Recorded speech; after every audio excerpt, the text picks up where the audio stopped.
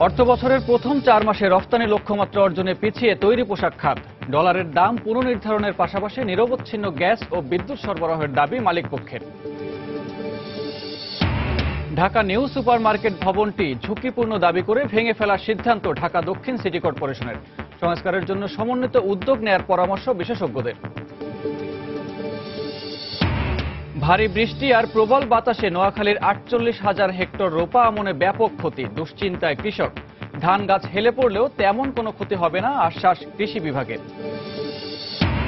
এবং শীত মৌসুমের শুরুতেই কক্সবাজারে বাড়ছে পর্যটকদের আনাগোনা। পর্যটন সংশ্লিষ্ট ব্যবসায় ফিরেছে চাঙা ভাব। নিরাপত্তা নিশ্চিতের ব্যবস্থা নেয় আশ্বাস টুরিস্ট পুলিশের।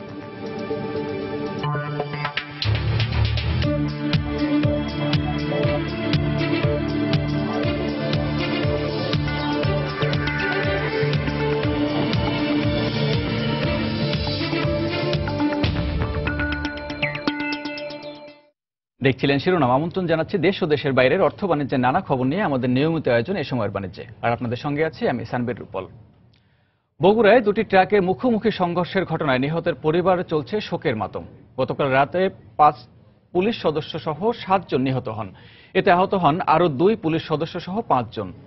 কুড়িগ্রাম পুলিশ লাইন্স থেকে ট্রাকে করে মালামাল নিয়ে তারা ঢাকার রাজারবাগে যাচ্ছিলেন বলে জানিয়েছে পুলিশ। বগুড়া ও কুড়িগ্রামের রিপোর্টারের পাঠানো তথ্য ও ছবি নিয়ে ডেস্ক রিপোর্ট। বগুড়া শেরপুরে সড়ক দুর্ঘটনায় নিহত কুড়িগ্রাম পুলিশ লাইন্সের সুইপার শ্যামল চন্দ্র দাসের পরিবারে চলছে শোকের মাতম। তার মৃত্যুর খবরে শহরের হাটিরপাড় এলাকায় নিজ বাড়িতে বাবা মা ও স্ত্রী সন্তান সহ স্বজনরা কান্নায় ভেঙে পড়েন। আমার ছেলে মারা গেছে, তার একটা ছেলে একটা মেয়ে, এই পরিবার নিয়ে আমি কোথায় গেলাম। শনিবার সন্ধ্যায় কুড়িগ্রাম পুলিশ লাইন্স থেকে বেতার বিভাগের পুরাতন কিছু মালামাল নিয়ে ট্রাকে করে ঢাকার রাজারবাগ আসছিলেন 8 পুলিশ সদস্য। পথে রাত 1:30টার দিকে ঢাকা বগুড়া মহাসড়কের বগুড়ার শেরপুর উপজেলার মহিপুর বাজার এলাকায় বিপরীত দিক থেকে আসা অপর একটি সার বোঝাই ট্রাকের সঙ্গে পুলিশ বহনকারী ট্রাকটির মুখোমুখি সংঘর্ষ হয়। এতে ঘটনাস্থলেই পুলিশ সদস্য আলমগীর হোসেন, মোহাম্মদ শাহজাহান, সোহেল রানা ও পুলিশের সুইপার শ্যামল নিহত হন। আহত হন আরও 8 জন। আমার সাইড দিয়ে আমি আসতেছি, আর অপর সাইডের গাড়ি মনে করেন আমার সাইডে চলে আসে। আমার আর যাওয়ার মতন জায়গা ছিল না। কুড়িগ্রাম থেকে আমাদের পুলিশের 8 জন সদস্য ঢাকায় বিভিন্ন মালামাল নিয়ে আসার জন্য যাচ্ছিল। অন দ্য স্পটেই সেখানে 4 জন মারা যায় এবং আহত 8 জনকে শহীদ জিয়াউর রহমান মেডিকেল কলেজ হাসপাতালে নিয়ে আসার পথে আরও 3 জন মারা যায়। এই মৃত 7 জনের মধ্যে 5 জন পুলিশ সদস্য এবং 1 জন সুইপার রয়েছে। আহতদের উদ্ধার করে শহীদ জিয়াউর রহমান মেডিকেল কলেজ হাসপাতালে নিয়ে গেলে পুলিশের আরও 1 সদস্য সহ 3 জনকে মৃত ঘোষণা করেন কর্তব্যরত চিকিৎসক। 8 জনকে রিসিভ করেছি, তার মধ্যে মৃত এসেছে 2 জন, আর এখানে আমরা ট্রিটমেন্ট দেওয়ার পর 1 জন মৃত্যুবরণ করেছে। আর বাকি 5 জনের জন্য 2 জনের অবস্থা বেশ খারাপ ছিল। 1 জনকে আমরা ঢাকা রেফার করেছি, আর বাকিগুলোর চিকিৎসা এখানে চলছে।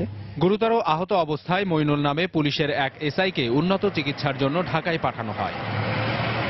সময় সংবাদ, বগুড়া। এবার ফিরছি বাণিজ্য সংবাদে।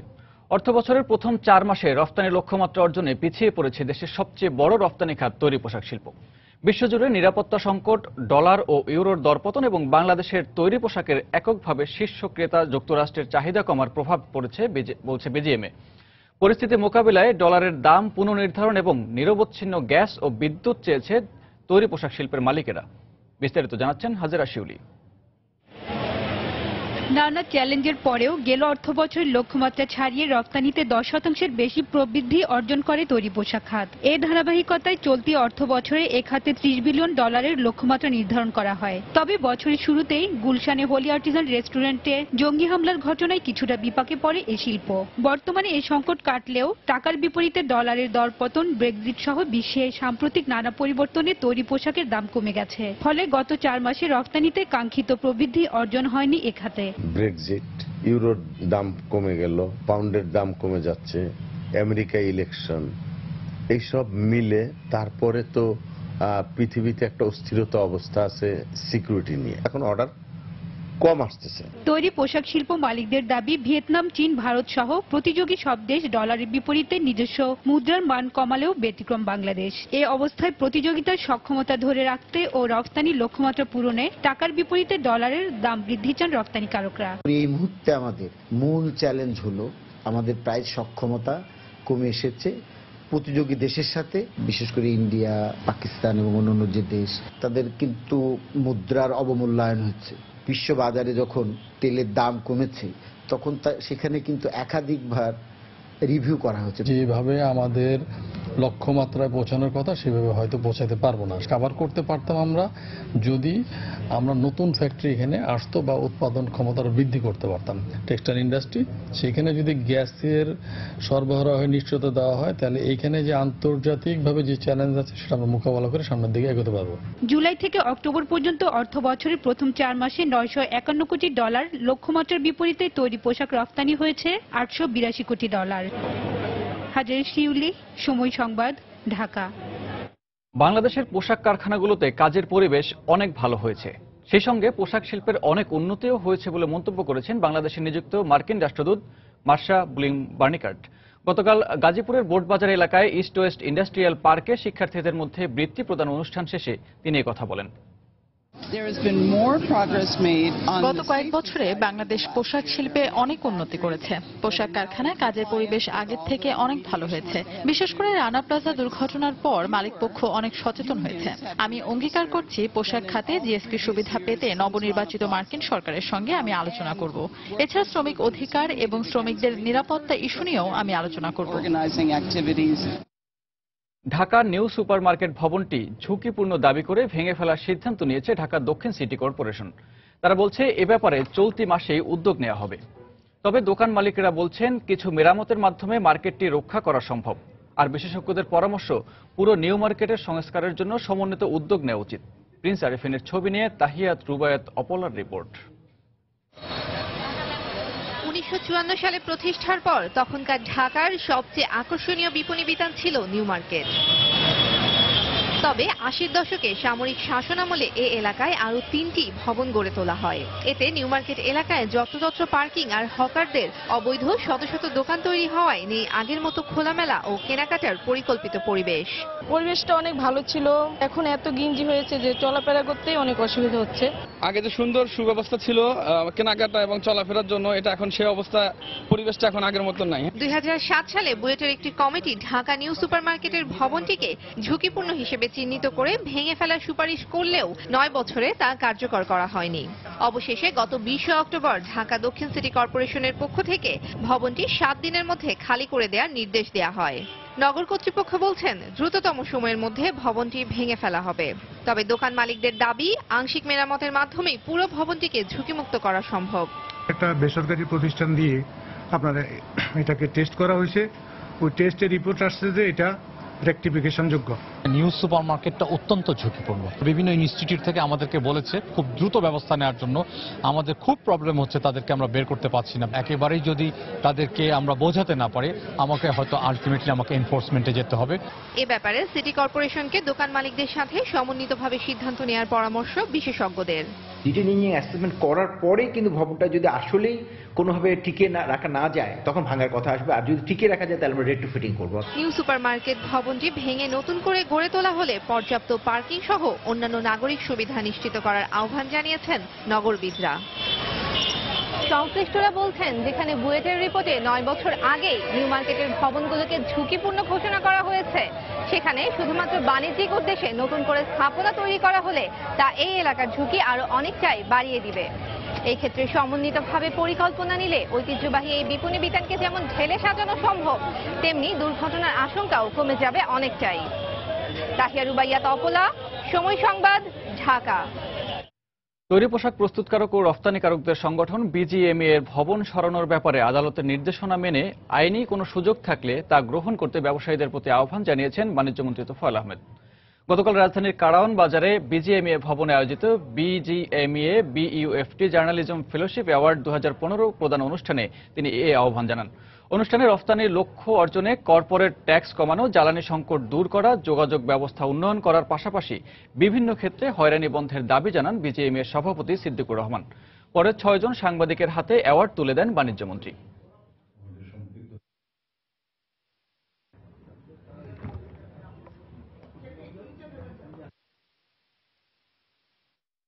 ব্যাংকের লায়াবিলিটিস, শ্রমিকদের বেতন সময় মতো দেওয়া, 10% থেকে 25% নিয়ে যাবেন ট্যাক্স। আবার আপনি বলবেন এই সেক্টরকে গ্রো করতে হবে। দুই দিক তো হয় না। যদি ইনভেস্টমেন্ট করতে হয় তাহলে কর্পোরেট ট্যাক্স 10-এই আনতে হবে। 20% দিয়েও কেউ ইনভেস্টমেন্ট করবে না। তৈরি পোশাকের সাথে যারা জড়িত তাদের সুখ দুঃখের ভাগিদার হতে হবে, তাদের চাহিদা পূরণ করতে হবে। মনে রাখতে হবে আমাদের মহামান্য সুপ্রিম কোর্ট সবকিছুর ঊর্ধ্বে, তাদের নির্দেশিত পথে চলতে হবে। যদি আপনারা কোনো আইন থাকে, যদি রিভিউর কোনো সুযোগ থাকে বা কোনো কিছু থাকে, আপনি আবেদন করতে পারেন। বাংলাদেশ ব্যাংকের রিজার্ভ চুরি যাওয়া 8 কোটি 10 লাখ ডলারের মধ্যে রিজার্ভের $1.5 কোটি ফেরত পাওয়া গেছে বলে নিশ্চিত করেছেন বাংলাদেশ ব্যাংকের ডেপুটি গভর্নর আবু হেনা মোহাম্মদ রাজি হাসান। তিনি জানান, ফিলিপিন্সে নিযুক্ত বাংলাদেশের রাষ্ট্রদূত জন গোমেজ ফিলিপিন্স কর্তৃপক্ষের কাছ থেকে এই অর্থ গ্রহণ করেছেন, যদিও এখনও তা নিউ ইয়র্কের ফেডারেল রিজার্ভের বাংলাদেশ ব্যাংকের অ্যাকাউন্টে জমা হয়নি। তবে শিগগিরই ফিলিপিন্স ব্যবসায়ী কিম অং এর কাছ থেকে উদ্ধার হওয়া অর্থ জমা হবে বলে জানান ডেপুটি গভর্নর। গত 4 ফেব্রুয়ারি 2016 সালে বাংলাদেশ ব্যাংক থেকে চুরি হওয়া এই অর্থ যায় রিজাল কমার্শিয়াল ব্যাংকের আরসিবিতে। এর মধ্যে ক্যাসিনো মালিকের ফেরত দেয়া $1.5 কোটি পুনরুদ্ধারে ফিলিপিন্সের ম্যানিলা যায় বাংলাদেশ ব্যাংকের একটি প্রতিনিধি দল।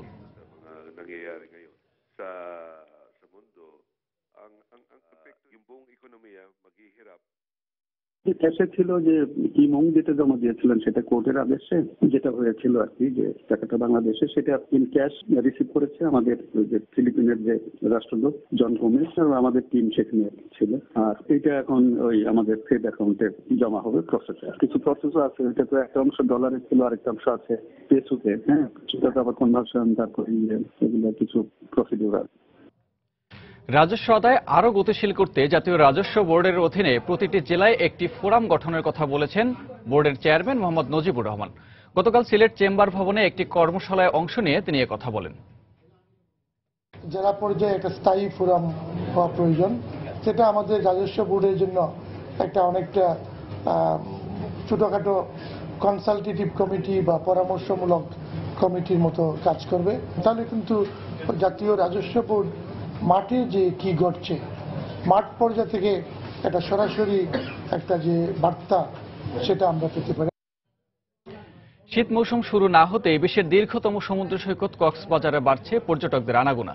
তাই hotel, motel, resort, guest house ও সৈকত সংশ্লিষ্ট ব্যবসায় ফিরছে চাঙা ভাব। আর পর্যটকদের নিরাপত্তা নিশ্চিতে সব ধরনের ব্যবস্থা নেওয়ার কথা জানিয়েছে টুরিস্ট পুলিশ। সুজাউদ্দিন রুবেলের তথ্য ও মোহাম্মদ ফরাজের ছবি নিয়ে ডেস্ক রিপোর্ট। শীত শুরুর আগে থেকেই কক্সবাজারে শুরু হয় পর্যটন মৌসুম। কিছুদিন ধরে হালকা শীত পড়ার পরপরই পর্যটন শহর কক্সবাজারে ছুটে আসছেন দেশের বিভিন্ন প্রান্ত থেকে ভ্রমণকারীরা। ছুটির দিনগুলোতে বাড়ছে পর্যটকের আনাগোনা। সাগরের নীল জলরাশিতে উচ্ছ্বাস আর আনন্দে মেতে উঠছেন ভ্রমণ পিপাসুরা। আসলে কাজের ব্যস্ততায় সবসময় আসা হয় না, তো শীত যখন অল্প, তো এর জন্যই বাচ্চাকে নিয়ে ছুটে আসা। হালকা হালকা শীত, এখন গরমের রেশটা কমে এসছে, ওয়েদারটা এখন মানে খুবই সুন্দর। আমরা আমাদের ফ্যামিলির সবাই আর কি মোট 18 জন এসেছি। প্রিয়জনকে নিয়ে এই সমুদ্র সৈকতের অনুভূতিটাই আলাদা। মৌসুমের শুরুতেই কক্সবাজারের পর্যটকের আগমনে খুশি ব্যবসায়ীরা। তাদের আশায় কিছুদিনের মধ্যেই বিপুল সংখ্যক পর্যটক ভিড় করবে এখানে। শুক্রবার শনিবার লোকজন একটু বেশি বেশি আসছে, বাট যেতটুকু হচ্ছে আমরা এই রোজগারি দিয়ে খুশি। গভর্নমেন্ট ছুটি আছে 16, 17, 18, 23, 24, 25, 31 মিলিয়ে সব মিলিয়ে পর্যটকের সংখ্যা এখন অনেক ভালো। এদিকে টুরিস্ট পুলিশের কর্মকর্তা জানালেন, পর্যটন মৌসুম উপলক্ষে সব স্পটে নিরাপত্তা ব্যবস্থা আরো জোরদার করা হয়েছে। সুগন্ধা, লাবণী এবং কলাতলি, হিমচুরি, ইনানি, টেকনাফ সব জায়গায় যেসব জায়গায় টুরিস্টরা যায় সেসব জায়গায় নিরাপত্তা দিচ্ছি এবং পর্যটন মৌসুমে নিরাপত্তা ব্যবস্থা আরো জোরদার করা হবে। সাদা পোশাকে আমাদের পুলিশ থাকবে এবং আমাদের টহল পার্টিও কাজ করবে। হোটেল মালিকদের দেওয়া তথ্য মতে প্রতি বছর পর্যটন মৌসুমে কক্সবাজারে 10 লাখের বেশি ভ্রমণকারীর আগমন ঘটে। সময় সংবাদ, কক্সবাজার। সাগরকন্যা কুয়াকাটা সমুদ্র পারে শুরু হয়েছে হিন্দু ধর্মাবলম্বীদের রাস উৎসব। চতুর্বর্গ ফল লাভের আশায় হাজারো সনাতন ধর্মাবলম্বীর সাথে ঢল নেমেছে পর্যটকদেরও। হোটেল, মোটেল ও পর্যটন সংশ্লিষ্ট ব্যবসায়ীরা বলছেন এবছর রাস উৎসবকে কেন্দ্র করে অনেক বেশি পর্যটকদের সমাগম হয়েছে। আর রাস উৎসবকে নির্বিঘ্ন করতে নিরাপত্তা ব্যবস্থা জোরদার করেছে টুরিস্ট পুলিশ। এম এ আজিমের পাঠানো তথ্য ও এস এম সিফাতের ছবি নিয়ে ডেস্ক রিপোর্ট।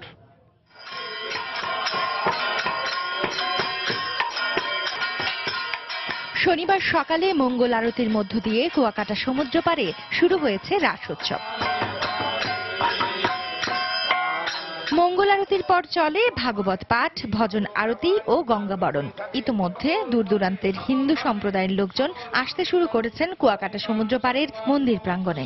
অনুষ্ঠানে চলাকালীন আমাদের মহাপ্রসাদ বা যে সমস্ত ভক্তবৃন্দ আসবে সবাই প্রসাদ পাবেন এবং আনন্দ উৎসব করবেন। শুধু হিন্দু সম্প্রদায় নয়, রাস উৎসবকে কেন্দ্র করে দেশের বিভিন্ন স্থান থেকে এখানে জড়ো হয়েছেন শত শত পর্যটক। হোটেল, মোটেল ও পর্যটন সংশ্লিষ্ট ব্যবসায়ীরা রাস উৎসবকে কেন্দ্র করে বিপুল সংখ্যক ভ্রমণকারীর আগমন ঘটায় ভালো লাভের আশা করছেন। খুবই ভালো বুকিং পাচ্ছি। ইনফ্যাক্ট আমাদের হোটেলেও মোটামুটি আপনারা বলতে পারেন যে ফুল গেস্ট আমরা আজকে আশা করতেছি। এই ব্যবসা অনেক ভালো ব্যবসা করব আশা করি এই জন্য, এবং স্পেশালি কুয়াকাটায় অনেক ভালো বিজনেস হবে। আর উৎসবকে নির্বিঘ্ন করতে 11টি পর্যটন স্পটের 7টিকে গুরুত্ব দিয়ে র্যাব, পুলিশ, কোস্টগার্ড, ফায়ার সার্ভিসের সমন্বয়ে তৈরি করা হয়েছে নিরাপত্তা বলয়। মেলার মূল কেন্দ্র এবং তার আশপাশে বেশ কয়েকটি পেট্রোল পার্টি সবসময় মোতায়েন থাকবে। আমাদের ট্রাফিক ব্যবস্থা অত্যন্ত জোরালো থাকবে।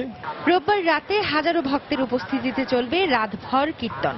আর সোমবার সকালে চতুর্বর্গ ফল লাভের আশায় পুণ্যস্থানের মধ্য দিয়ে শেষ হবে এই উৎসব। সময় সংবাদ, বরগুনা। এবার দেশের বাইরের একটি পর্যটন স্পটের খবর। প্রতিদিনের মতো ভোরে সূর্য উঠবে, এতে নতুনত্বের কিছুই নেই। অথচ সূর্যোদয়ের সেই দৃশ্য দেখার জন্য কৌতূহলী মানুষের সে কি হুড়োহুড়ি। আয়োজনেরও যেন কমতি নেই। পাহাড়ের চূড়ায় উঠে ভোরের অপরূপ সূর্যোদয়ের দৃশ্য উপভোগে বিশ্বের বিভিন্ন প্রান্তের মানুষ ভিড় করেন নেপালের সারাঙ্কট পাহাড়ি এলাকায়। নেপাল ঘুরে এসে কমলদের রিপোর্ট, ক্যামেরায় ছিলেন শাখাওয়াত টিপু। ভোর 4টা থেকে সকাল 6টা, সূর্য উঠতে এখনো বাকি, রাতের বাতি নিবে না এখনো। তারার মতো করে টিম টিম করে জ্বলছে বাতিগুলো। এর মধ্যে কৌতূহলী মানুষের ভিড় জমতে শুরু করেছে নেপালের সারাঙ্কট পাহাড়ি অঞ্চলগুলোতে। সোয়া 6টার দিকে পূর্ব আকাশে অন্ধকার ভেদ করে লাল আভা ছড়িয়ে উঠছে সূর্য। মুহূর্তের মধ্যে অপরূপ রঙে রঙিন হয়ে উঠেছে পর্বত অন্নপূর্ণার শীর্ষ শৃঙ্গ। I can see the mountains and the sun with the sun show me the snow. It's the first time I'm here and it's very touching. It's very great to be so close. সারাঙ্কট এলাকাটি পোকরার পাহাড়ে চূড়ায় থাকা একটি ছোট্ট গ্রাম। সমুদ্র পৃষ্ঠ থেকে প্রায় 1600 মিটার উচ্চতার এই গ্রামে গেলে খুব কাছ থেকে দেখা যায় হিমালয় পর্বতমালার 8091 মিটার উচ্চতার অন্নপূর্ণা রেঞ্জ। সে সাথে চোখ এড়ায় না 8167 মিটার উচ্চতার ধাওয়ালগিরি এবং 8163 মিটার উচ্চতার মানসালু range. High mountains and the snow and all together it's very fine. It's great. It's really nice to see the mountains. সকাল 6:30টার মধ্যে শেষ হয় সূর্য ওঠার কয়েক মিনিটের সেই কাঙ্ক্ষিত দৃশ্য। আর সূর্যোদয়ের এই দৃশ্য দেখার জন্য সারাঙ্কট পাহাড়ে ইউরোপ, আমেরিকার মতো বাংলাদেশি পর্যটকেরও অভাব নেই। It's lovely and very refreshing. আমরা বাংলাদেশ থেকে হিমালয়ের এই সৌন্দর্য দেখার জন্য আসছি, দেখে খুবই ভালো লাগছে। সকালে অন্নপূর্ণার সূর্য উদয় খুব চমৎকার, প্রাকৃতিক দৃশ্য খুব ভালো লাগছে। নেপালের রাজধানী কাঠমান্ডু থেকে প্রায় 200 কিলোমিটার দূরে নেপালের রানী হিসেবে পরিচিত এই পোখরা। আর পোখরার যে কোনো স্থান থেকে 40 মিনিটের যাত্রা সারাঙ্কটের। প্রকৃতির অপরূপ লীলাভূমি হিমালয় কন্যা নেপাল। সূর্য পূর্ব দিকে উঠল, তার প্রথম আলো এসে পড়ে পশ্চিমের এই পাহাড়গুলিতে। তখন পুরো অঞ্চল এক স্বর্গীয় রূপ নেয়। আর এই রূপ দেখার জন্য প্রতিদিন শত শত পর্যটক ভিড় করেন এই অঞ্চলে। নেপালের সারাঙ্কট এলাকা থেকে কমল দে, সময় সংবাদ। সম্প্রতি বঙ্গোপসাগরে সৃষ্ট ঘূর্ণিঝড়ের প্রভাবে ভারী বর্ষণ ও বাতাসের কারণে নুয়ে পড়েছে নোয়াখালীর বিভিন্ন উপজেলার 47,800 হেক্টর রোপা আমন। আর জলাবদ্ধতার কারণে ফসল পানিতে তলিয়ে থাকায় উৎপাদন নিয়ে শঙ্কায় জেলার কৃষকরা। তবে বাতাসের কারণে ধান হেলে পড়লেও তেমন কোনো ক্ষতি হবে না বলে মনে করছে জেলা কৃষি বিভাগ। সাইফুল্লাহ কামরুলের পাঠানো তথ্য ও জামাল উদ্দিনের তোলা ছবি নিয়ে ডেস্ক রিপোর্ট। বৃষ্টির ফ্লাডে আমাদের ধান সব নষ্ট হয়ে গেছে। আমি জনতা ব্যাংকের থেকে 60,000 টাকা লোন লইয়া শ্বাস করছি, কিন্তু আমার এই লোন দিবার মতো কোনো ইয়ে নাই, ধানটা সব নষ্ট হয়ে গেছে। কিভাবে পাকা ধান ঘরে তোলার স্বপ্ন ধূলিসাৎ হয়ে যায় সে কথাই জানান নোয়াখালীর সদর উপজেলার ধর্মপুর ইউনিয়নের কৃষক হোসেন মাঝি। নোয়াখালী সদর, কোম্পানিগঞ্জ, হাতিয়া, সুবর্ণচর ও কবিরহাট উপজেলার বিস্তীর্ণ জমির যেদিকে তাকানো যায় মাইলের পর মাইল নুয়ে পড়ে আছে জমির ধান। বেশিরভাগেরই ফলন আসার আগেই ঝড়ো হাওয়ায় ঝরে গেছে শীষ। প্রচণ্ড বাতাসকে উপেক্ষা করে যেগুলো টিকে আছে সেগুলোর অবস্থা খুবই নাজুক। এ অবস্থায় বিভিন্ন ব্যাংক ও এনজিও থেকে ধার দেনা করে আবাদ করায় ভবিষ্যৎ নিয়ে চরম দুশ্চিন্তায় কৃষকেরা। ধরেন 6 হাজার জমি চাষ করছি, ব্যাংকে তুলেছি 50,000 আর বুড়ি তুলেছি 70,000। ধান অবস্থা এখন দুরবস্থা। আমার কি অন্যজনের সবাই ধান লেগেছে, কোন ধান কোনো ব্যবস্থা এখন আমরা চাষ করে খামু এর কোনো ব্যবস্থা আমাদের ফল বাঁচাইতে মনে কোনো আসর নাই। এখন থেকে মনে করেন আমার 3 কেজি জমির মানে ফসল এই বৃষ্টির বাদল লগে সব শেষ হয়ে গেছে। 3বার ধান রোপণ করছি, 3বার পরে ফসল পাইছি, তাও সামান্য। হাতিয়া ও সুবর্ণচর উপজেলায় কিছুটা ক্ষতি হলেও সার্বিকভাবে আমন উৎপাদনে তেমন কোনো প্রভাব পড়বে না বলে মনে করেন জেলার কৃষি সম্প্রসারণ অধিদপ্তরের কর্মকর্তা। যদি কৃষকরা পাকা ধানগুলা জরুরিভাবে কেটে ফেলে তাহলে ফসলের ক্ষয়ক্ষতি কম হবে। বড় সমস্যা হলো যে এখানে বর্গা চাষি বেশি, বর্গা মূল চাষি না থাকায় ফলে এখানে একটা সমস্যা। নোয়াখালী জেলা কৃষি সম্প্রসারণ অধিদপ্তরের তথ্য মতে চলতি মৌসুমে জেলার 9টি উপজেলায় 1,49,000 হেক্টর জমিতে রোপা আমন আবাদ করা হয়েছে। সময় সংবাদ, নোয়াখালী।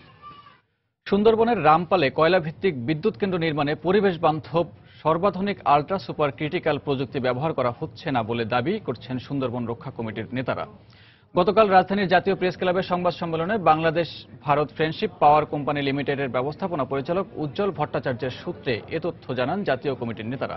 তারা বলেন, বিদ্যুৎ কেন্দ্র নির্মাণে সুপার ক্রিটিক্যাল প্রযুক্তি ব্যবহার হলে সর্বোচ্চ 10 থেকে 12% পরিমাণ দূষণ কমাবে, যা সুন্দরবনকে রক্ষা করতে পারবে না।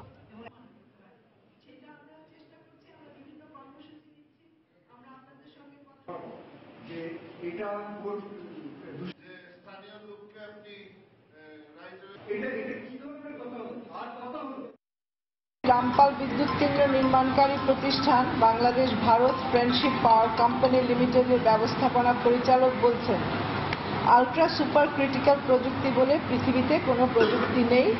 রামপালে আমরা সুপার ক্রিটিক্যাল প্রযুক্তিতেই বিদ্যুৎ কেন্দ্র নির্মাণ করছি।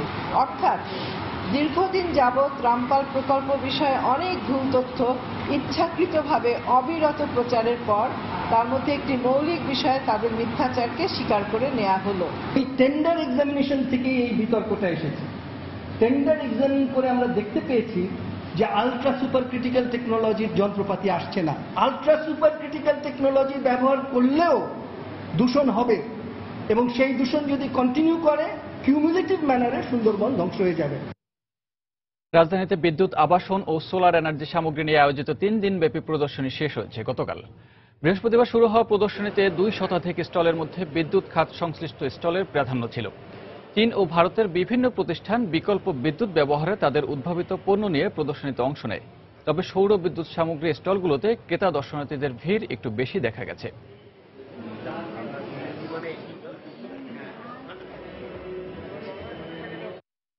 ইন্ডিয়া আর চায়না ছাড়া অন্য কোনো দেশের রিপ্রেজেন্টেশন নাই। এটা হচ্ছে ইউরোপিয়ান বা উন্নত দেশগুলি রিপ্রেজেন্টেশন থাকলে আমরা একটু বেশি ইনফরমেশন পেতাম। বিকল্প হিসাবে সোলারটা আমাদের কিভাবে সাপোর্ট করতে পারে আর কি, সেই বিষয়গুলো জানার চেষ্টা করতেছিলাম।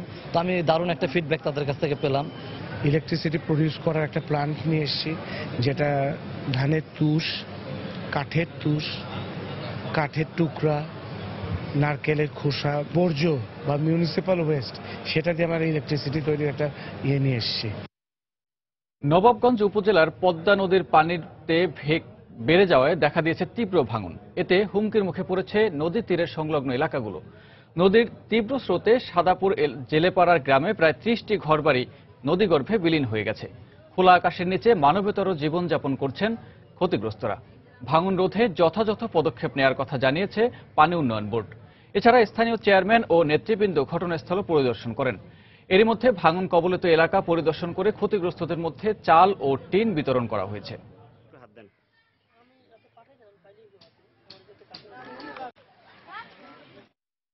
12-13 হাত করে একটা করে ফাটা, সেটা বৈশা পড়তেছে, চাপ নিয়ে পড়তেছে, ঘর সহ পড়তেছে, কেউ ঘর সরাইতে পারতেছে না। পদ্মার থেকে জল এনে যায়, যাওয়ার পরে আজকে 7-8 মাস ধরে মনে করেন একেবারে ডাইবার যাইতে আছে এবং সর্বহারা হয়ে গেছে। সাদাপুর খালে প্রয়োজন হলে এলাকাবাসীর সবার সহযোগিতা নিয়ে একটি বাঁধ যদি নির্মাণ করা যায় তাহলে এই ভাঙা প্রতিরোধ করা যাবে। পানি উন্নয়ন বোর্ডের সংশ্লিষ্ট সাব ডিভিশনাল ইঞ্জিনিয়ারের সাথে কথা বলেছি, তাদের জানিয়েছি যে তাড়াতাড়ি এটা ব্যবস্থা নেওয়ার জন্য।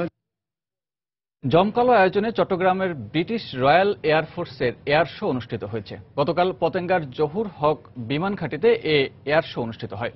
এর আগে 12টার দিকে থাইল্যান্ড থেকে জহুরুল হক বিমান ঘাঁটিতে আসা ব্রিটিশ এয়ারফোর্সের 12টি সুপারসনিক যুদ্ধ বিমান অ্যারোবটিক দল। এ সময় বাংলাদেশের বিমান বাহিনীর ঊর্ধ্বতন কর্মকর্তারা তাদের স্বাগত জানান। পরে বাংলাদেশের আকাশে বেশ কয়েকবার মনোমুগ্ধকর চক্কর দেয় বিমানের দলটি। মূলত দুদেশের বিমান বাহিনীর মধ্যে বন্ধুত্বপূর্ণ সম্পর্ক জোরদারের লক্ষ্যে এই এয়ার শো অনুষ্ঠিত হয় বলে জানিয়েছে বিমান বাহিনী। মার্কিন যুক্তরাষ্ট্রের বিভিন্ন অঙ্গরাজ্যে বিচ্ছিন্নভাবে ধর্ম ও বর্ণ বিদ্বেষ ঘটতে শুরু করেছে। ডোনাল্ড ট্রাম্প প্রেসিডেন্ট নির্বাচিত হবার পর থেকে শ্বেতাঙ্গরা বাংলাদেশি সহ বিভিন্ন অভিবাসীদের উত্ত্যক্ত করছে দেশে ফিরে যেতে। শনিবার রাতেও শ্বেতাঙ্গরা একটি ট্রেন স্টেশনে অভিবাসীদের ওপর চড়াও হয়। টিএম মামুনকে নিয়ে তুষার আব্দুল্লাহর রিপোর্ট।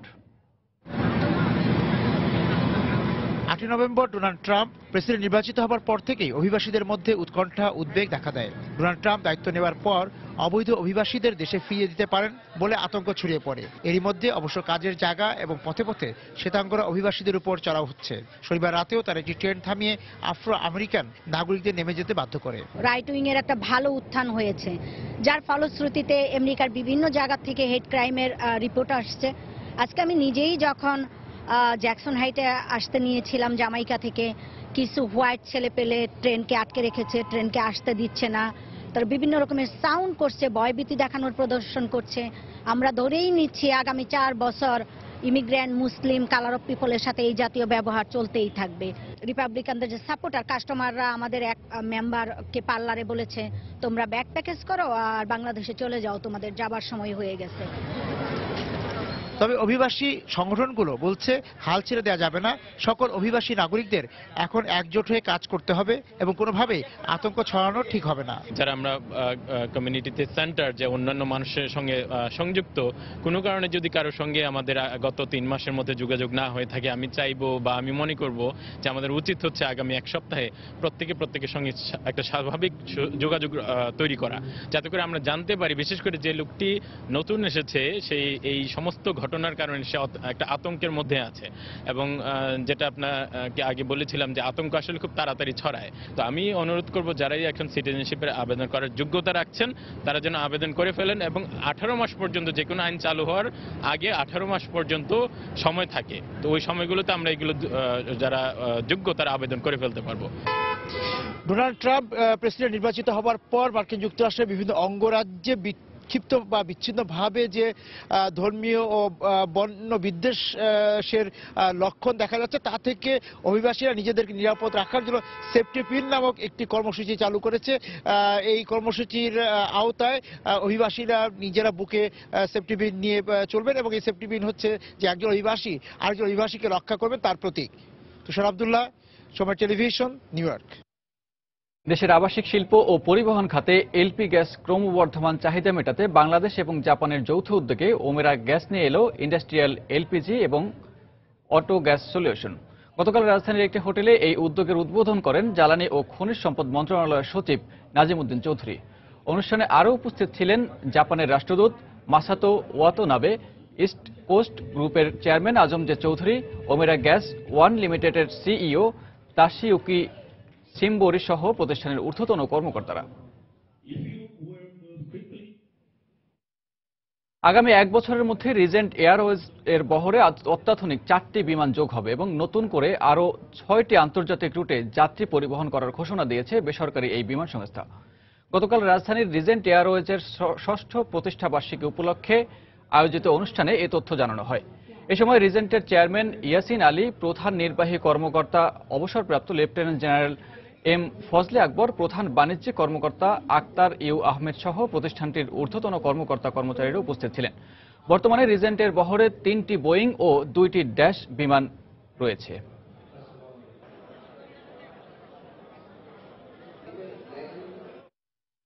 গত 8 নভেম্বর হঠাৎ করেই বাতিল ঘোষণা করা হয় 500 ও 1000 রুপির নোট।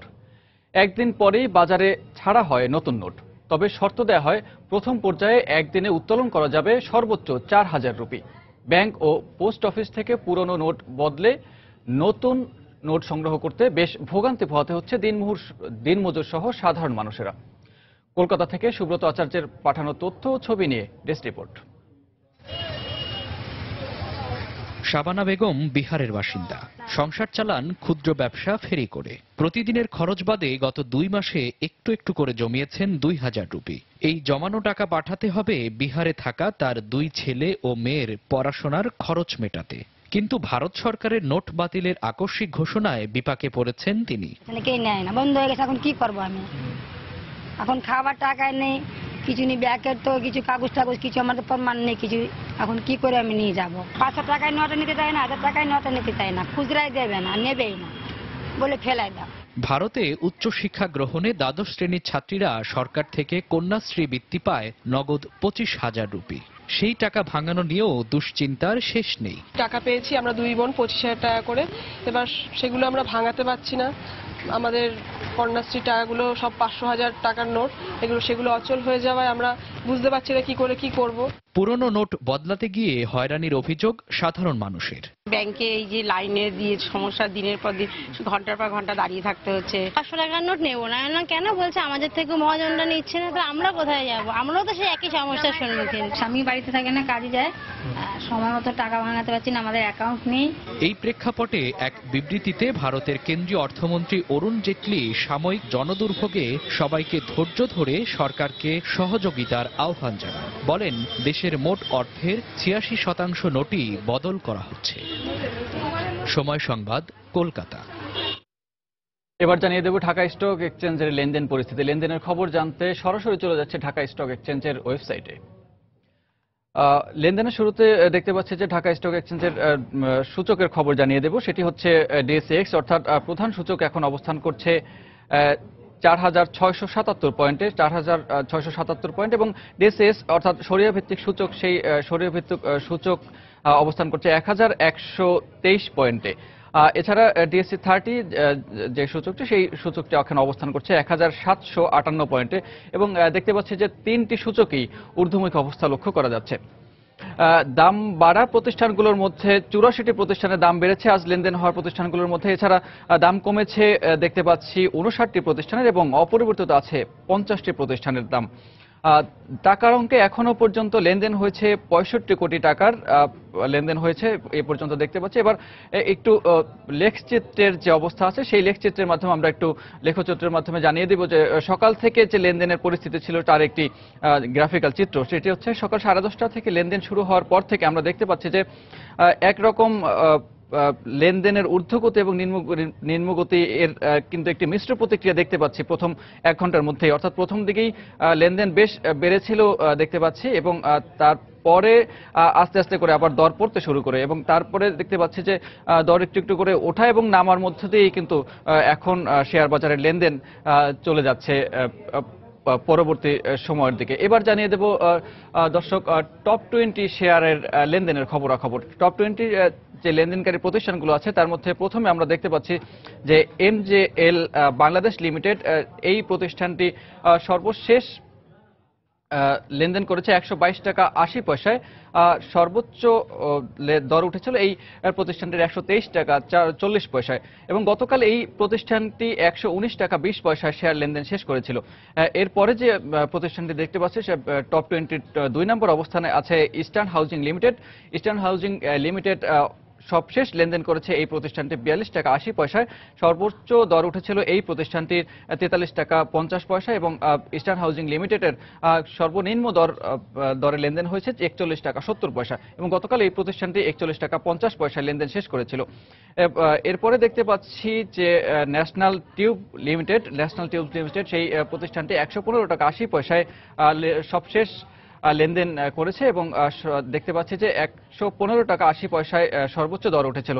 এরপর দেখতে পাচ্ছি টপ 20 4 নম্বর অবস্থানে আছে পেনিনসুলা লিমিটেড, এবং পেনিনসুলা লিমিটেডের দেখতে পাচ্ছি 23 টাকা 70 পয়সায় সর্বশেষ লেনদেন হয়েছে, এবং গতকাল এই প্রতিষ্ঠানটি 23 টাকা 10 পয়সায় লেনদেন শেষ করেছিল।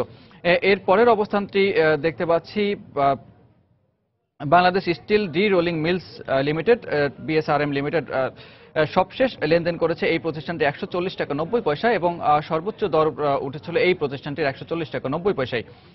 এবং এরপরে ষষ্ঠ অবস্থানে দেখতে পাচ্ছি শাসা ডেনিম লিমিটেড এবং এই প্রতিষ্ঠানটি 58 টাকায় সবশেষ লেনদেন করেছে এবং সর্বোচ্চ দর উঠেছিল এই প্রতিষ্ঠানটির 59 টাকা 80 পয়সায়। এরপরে দেখতে পাচ্ছি অষ্টম অবস্থানে কাশেম ড্রাইসেল লিমিটেড অবস্থান করছে, নবম অবস্থানে অবস্থান করছে দেখতে পাচ্ছি বাংলাদেশ শিপিং কর্পোরেশন। এছাড়া দশম অবস্থানে নাভানা সিএনজি অবস্থান করছে দশম অবস্থানে এবং দশম অবস্থানে দেখতে পাচ্ছি বাংলাদেশ বিল্ডিং সিস্টেম লিমিটেড, সেটা অবস্থান করছে 11তম অবস্থানে। এছাড়া গোল্ডেন হারভেস্ট অ্যাগ্রো লিমিটেড সেটি অবস্থান করছে এই কোম্পানিটি 12তম অবস্থানে। এছাড়া ওরিয়ন ইনফিউশন লিমিটেড, এই ওরিয়ন ইনফিউশন লিমিটেড অবস্থান করছে 13 নম্বর অবস্থানে। তো এখনো পর্যন্ত এই ছিল শেয়ার বাজারের খবরাখবর। এই সময়ের বাণিজ্য শিরোনামগুলো জানিয়ে দিচ্ছে আরো একবার। অর্থ বছরের প্রথম 4 মাসে রফতানি লক্ষ্যমাত্রা অর্জনে পিছিয়ে তৈরি পোশাক খাত। ডলারের দাম পুনর্নির্ধারণের পাশাপাশি নিরবচ্ছিন্ন গ্যাস ও বিদ্যুৎ সরবরাহের দাবি মালিক পক্ষের। ঢাকা নিউ সুপার মার্কেটের ভবনটি ঝুঁকিপূর্ণ দাবি করে ভেঙে ফেলার সিদ্ধান্ত ঢাকা দক্ষিণ সিটি কর্পোরেশনের। সংস্কারের জন্য সমন্বিত উদ্যোগ নেয়ার পরামর্শ বিশেষজ্ঞদের। ভারী বৃষ্টি আর প্রবল বাতাসে নোয়াখালীর 48,000 হেক্টর রোপা আমনের ব্যাপক ক্ষতি, দুশ্চিন্তায় কৃষক। ধান গাছ হেলে পড়লেও তেমন কোনো ক্ষতি হবে না, আশ্বাস কৃষি বিভাগের। এবং শীত মৌসুমের শুরুতেই কক্সবাজারে বাড়ছে পর্যটকদের আনাগোনা। পর্যটন সংশ্লিষ্ট ব্যবসায় ফিরেছে চাঙ্গা ভাব। নিরাপত্তা নিশ্চিতে ব্যবস্থা নেওয়ার আশ্বাস টুরিস্ট পুলিশের। এই ছিল এই সময়ের বাণিজ্যে। যে কোনো খবর পেতে ভিজিট করুন সময়নিউজ.tv আর সঙ্গে থাকুন সময়ের।